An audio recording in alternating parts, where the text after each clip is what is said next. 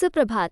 आज के इस वीडियो में हम बनाएंगे एक छठ पूजा की पेंटिंग और साथ में जानेंगे छठ पूजा की कुछ अनकही बातें, तो वीडियो के आखिरी तक जरूर बने रहें।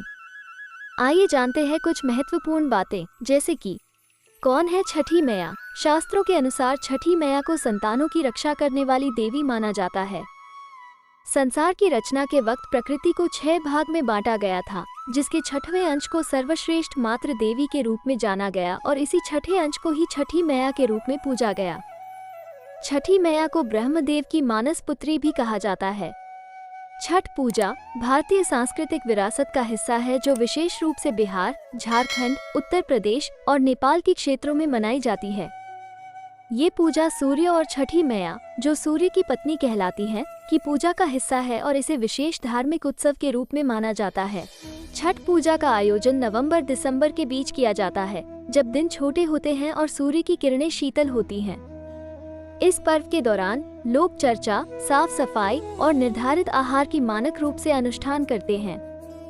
ये पूजा पंचांग के अनुसार किया जाता है और विशेष रूप से नदी तटों या झीलों पर होता है।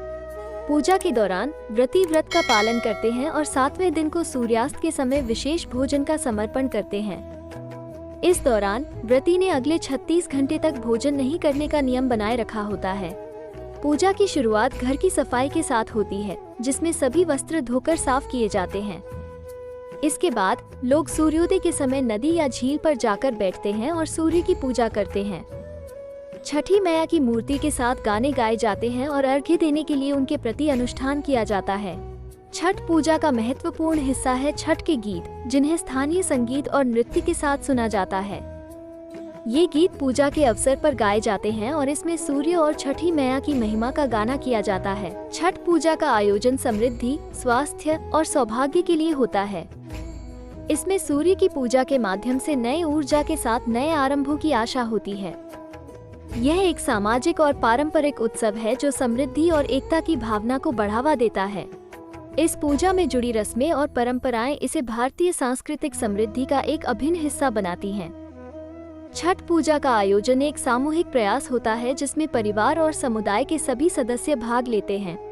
आखिर में छठ पूजा एक ऐसा अद्वितीय धार्मिक त्योहार है जो सूर्य और प्राकृतिक तत्वों की पूजा करके हमें प्राकृतिक साफता, संतुलन और आत्मशुद्धि की महत्वपूर्णता याद दिलाता है।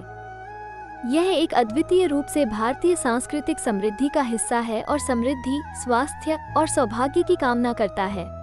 क्या आप जानते हैं छठ में खरना क्या है? छठ के दूसरे दिन को खरना कहा जाता है। इस दिन सूर्य के डूबने के बाद दूध, गुड़ और चावल से रसियाव और रोटी बनाया जाता है। रसियाव और रोटी का भोग लगाकर पूजा किया जाता है और इस प्रसाद को ग्रहण करने के बाद व्रती व्रत रखना प्रारंभ करते हैं। क्या आप जानते हैं शास्त्रों में छठ पूजा के दिन डूबते सूर्य को अर्घ्य दिया जाता है। इस अर्घ्य के दौरान सूर्य देव अपनी पत्नी प्रत्यूषा के साथ होते हैं। मान्यता है कि प्रत्यूषा को अर्घ्य देने से सौभाग्य की वृद्धि होती है। छठ के दिन प्रसाद के लिए ठेकुआ बनाया जाता है और अर्घ्य के दौरान सूप में छठी मैया के प्रिय फल और सब्जी को रखकर सूर्य देव को अर्पित किया जाता है।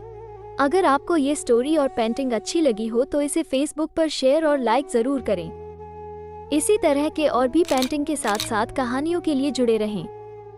अपने विचार हमें कमेंट बॉक्स में जरूर भेजें। धन्यवाद।